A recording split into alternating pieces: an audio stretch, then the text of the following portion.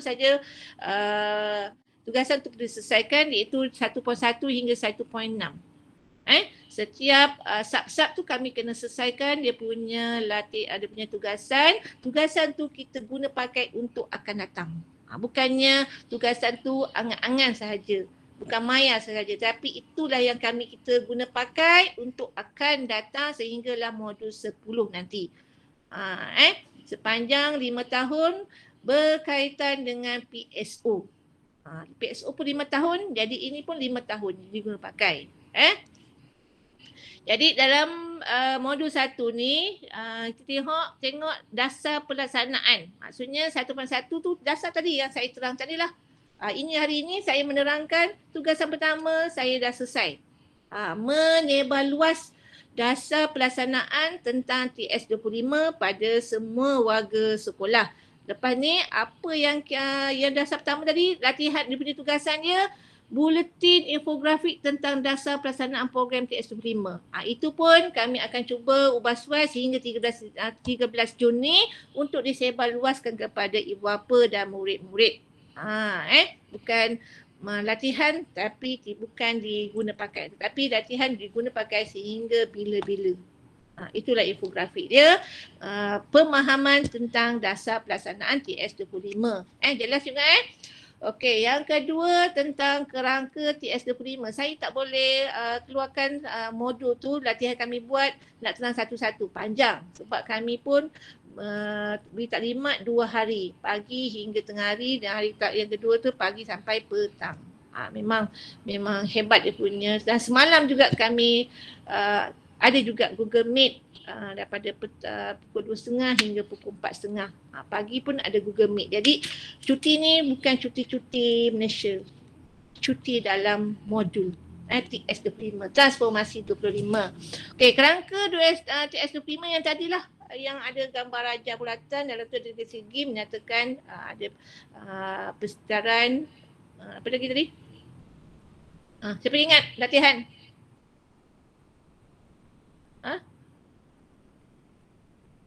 Siapa ingat? Cepat. 3 tadi. Persekitaran, penjelasan bermakna, guru berkualiti. Okey, jadi itu kerangka dia di mana kami kena keluarkan analisis SWOT ataupun tulang Ishikawa. Di situ kami kena beri pada pegawai SIP dua tugasan pertama. Alhamdulillah perkara tersebut kita dah selesaikan, tetapi kita kemunikan supaya selaras dengan TS25 ni. Dan juga hari ini laporan dan juga ringkas tentang program kesedaran hari inilah. Jadi 3 perkara kita dah jalankan hari ini, buletin nanti sekejap lagi saya akan belas kepada cikgu. Analisis SWOT dah siap yang sebelumnya perbincangan bersama MLT dan SLT, dan juga laporan ringkas nanti ada AJK yang akan menyiapkan laporan hari ini, laporan bergambar dan juga kelemahan dan kelemahan dan juga kekuatan pada hari ini. Terusnya yang 3 hala 7 TS25. Template dalam lampiran 1.3 maksudnya KRA. KRA apa?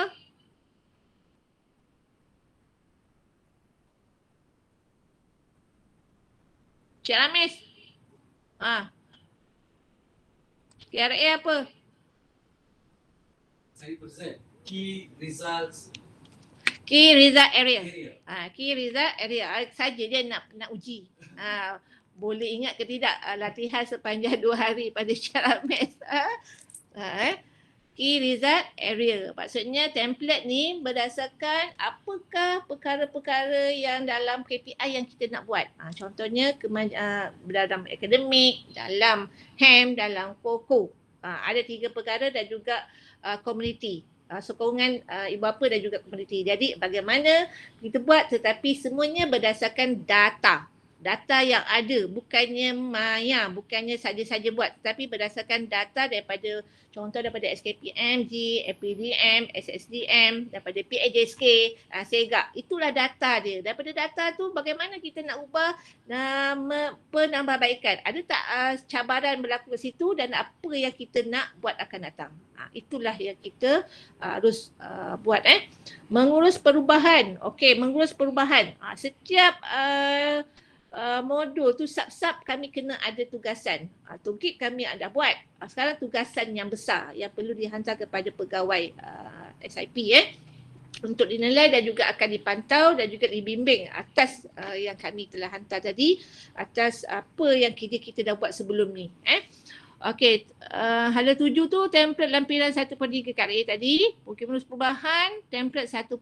Template 1.4 apa tadi? Itulah perkara-perkara yang kita dah buat dan apa masalah dan juga bagaimana kita nak buat penambahbaikan.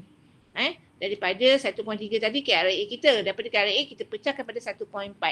Perkara-perkara yang kita buat, apa perkara yang baik kita lebih baik, mana yang kurang berjaya kita jayakan dia. Bagaimana kekuatan ataupun apa cabaran yang perlu kita hapuskan supaya halangan untuk berjaya tu kita dapat tercapai.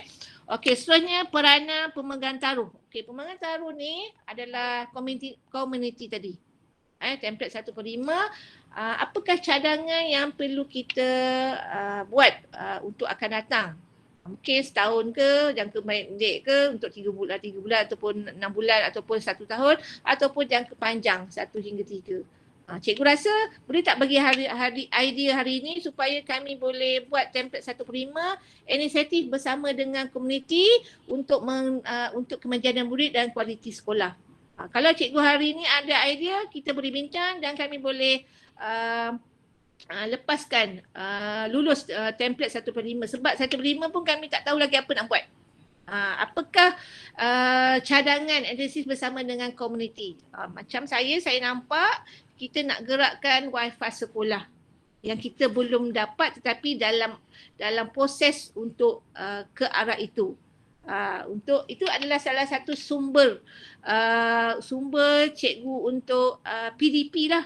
Mungkin dalam kelas cikgu tak ada internet, tapi bila ada kerjasama dengan komuniti yang kita harapkan boleh buat, itu adalah salah satu sumber yang hebatlah kita dapat wifi satu sekolah.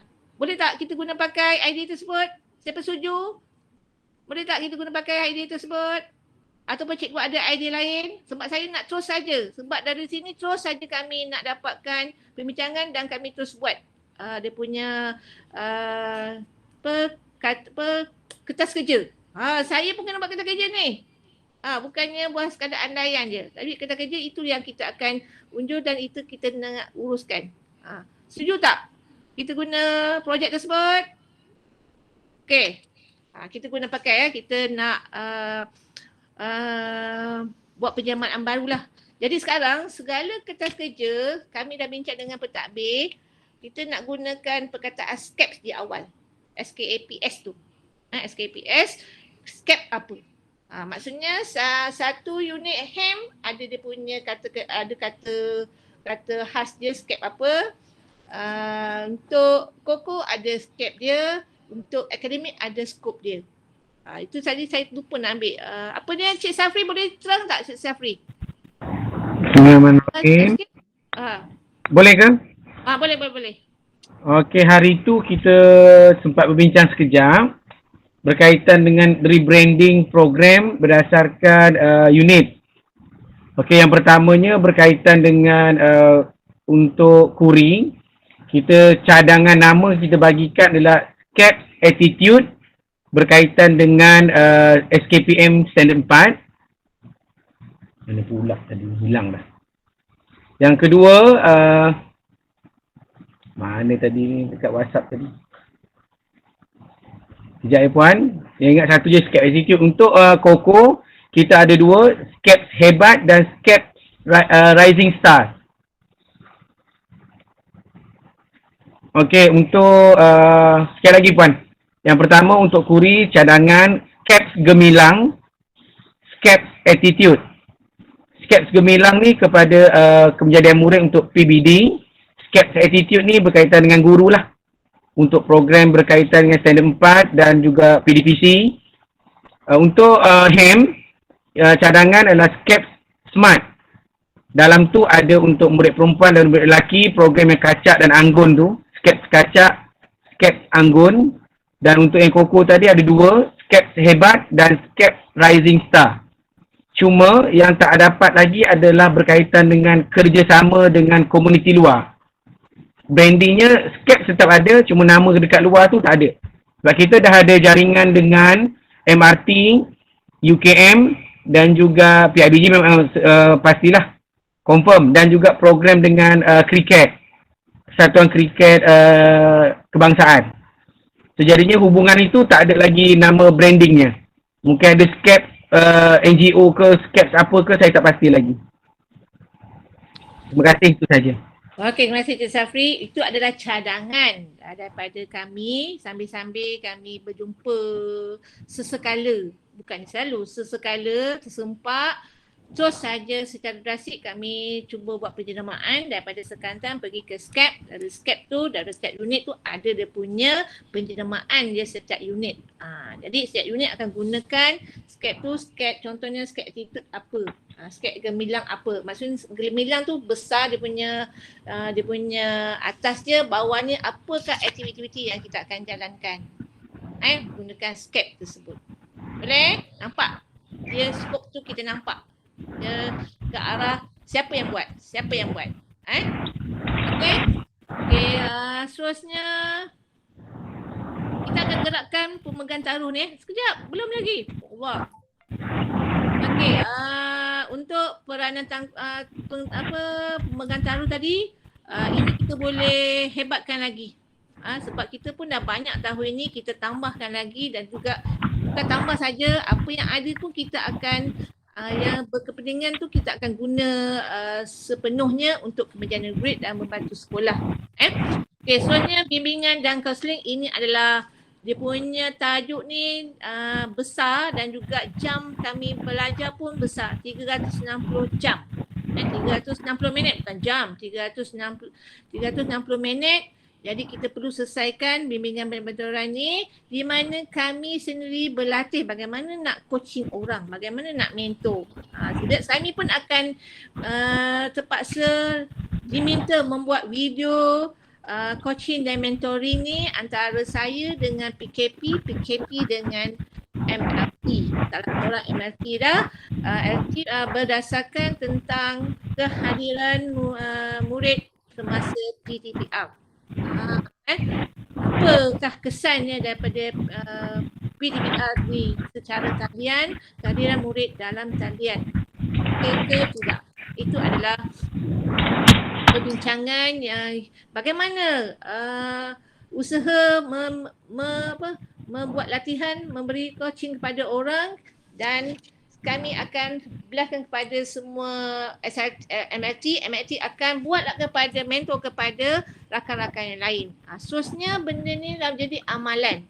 Menjadi amalan. Selain bukan hanya sekadar PLC saja, tetapi bagaimana kita nak selesaikan masalah, bukannya guru saya yang mengeluarkan idea, tetapi daripada guru. Bagaimana guru itu dipotensikan, bagaimana nak menyelesaikan masalah. Contohnya membuat kajian. Kita buat kajian tu nampak besar, tetapi kajian tu kecil saja. Apa yang berlaku dalam kelas kita, kenapa murid tak boleh selesaikan masalah ini. Okey, cikgu buat. Mungkin orang yang tak boleh selesai, kita buatlah sesuatu kajian bagaimana inovasi nak murid melepasi tahap mereka yang ada sekarang. Itu adalah bagaimana mengajar, bimbingan dan mementorkan orang. Puan Hamidah Terror ni dan juga Puan Azhana. Kita boleh belajar dengan mereka bagaimana nak membimbing dengan cara yang betul, bukannya cara negatif. Memunahkan orang saja. Bukan. Tapi kita memotivasikan guru-guru dan juga murid-murid. Tapi sekarang pentadbir pemimpin bersama dengan guru-guru bagaimana nak membimbing rakan-rakan yang ada supaya sama level sahaja, tak adalah Aku tak buat kerja tak kena marah. Orang yang buat kerja rajin kena marah. Kita tak nak macam tu. Kita nak semuanya berada dalam level yang sama. Semuanya hebat, berpotensi. Guru yang berpotensi untuk menjadi guru yang lebih cemerlang. Sebab dalam analisis SWOT tu sebenarnya kami nak meningkatkan pencerapan guru tu cemerlang, hampir 100% semua cemerlang. Tidak ada yang masih lagi memuaskan ataupun baik. Semua nak cemerlang. Jadi cemerlang tu cara yang betul. Bagaimana cemerlang? Maka senang je, tetapi betul ke cemerlang cikgu, cemerlang tak murid? Kalau murid cemerlang, maksudnya cikgu cemerlang. Kita nampak dia punya ukur dia berdasarkan kepada murid, bukan pada guru sahaja. Guru pakar tapi dia tak guna pakai kepakaran dia, murid tidak menjadi. Itu maksudnya guru tu tak cemerlang lah. Itu maksudnya, sebab tu dia ada dua kata kunci dia, kemanjaan murid dan sekolah berkualiti. Okey, dan juga kami kena buat laporan. Okey, ini adalah tugasan yang kami kena jalankan. Sebab tu ada beberapa guru yang kami bersama untuk berbincang, untuk menyelesaikan kami punya tugasan ni lah. Toolkit kami dah selesai. Tak masalah. Untuk tugasan ni itu adalah yang betul-betul. Yang toolkit tu hanya untuk pemahaman kami, untuk belajar, fahamkan setiap sub-sub tu. Yang tugasan ni adalah reality punya keadaan di sekolah. Dan juga itu yang kita akan selesaikan untuk 5 tahun atau 3 tahun atau 5 tahun akan datang. Cikgu, itulah penataran yang saya ingin sebarkan kepada semua warga.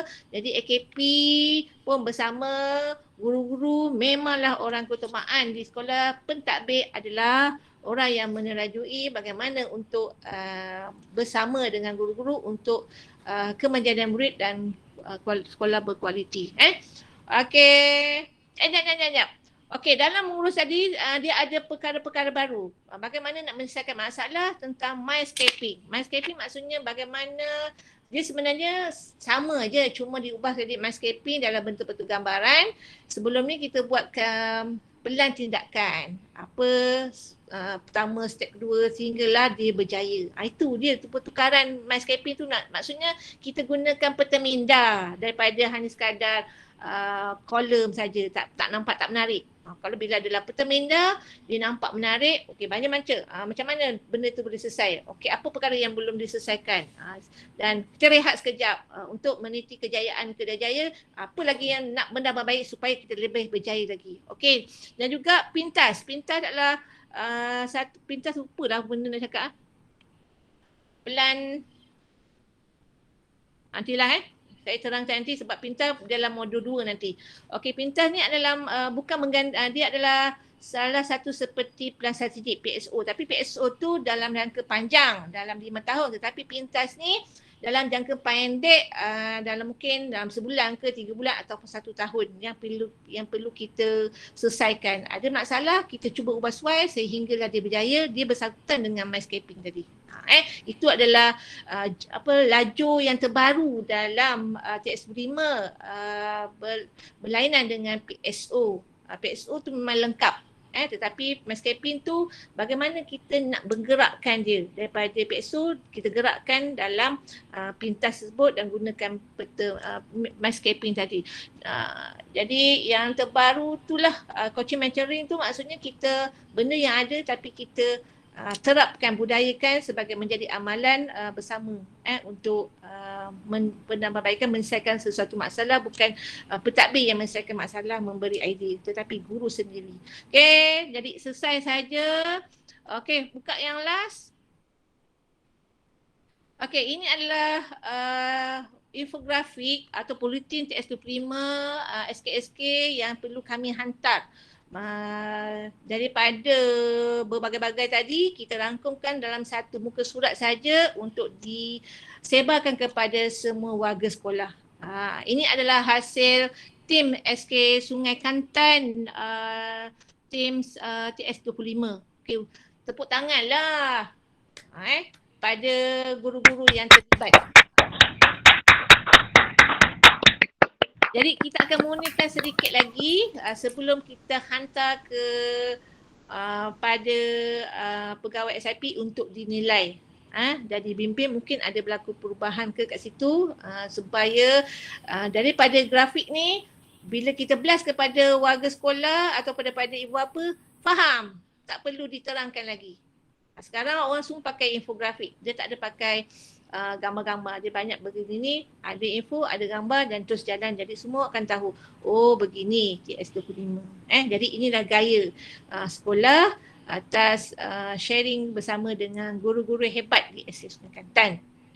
InsyaAllah perkara InsyaAllah saya akan cuba buka untuk beri makluman makluman khususnya sebab dia ada 10 modul. Saya akan buka satu Telegram tapi tak ada balas apa. Dia hanya satu hala saja. Situ adalah maklumat tentang TS25 saja sebab saya tak nak masuk dekat kita punya SK rasmi ni sebab berbagai-bagai. Nanti hilang.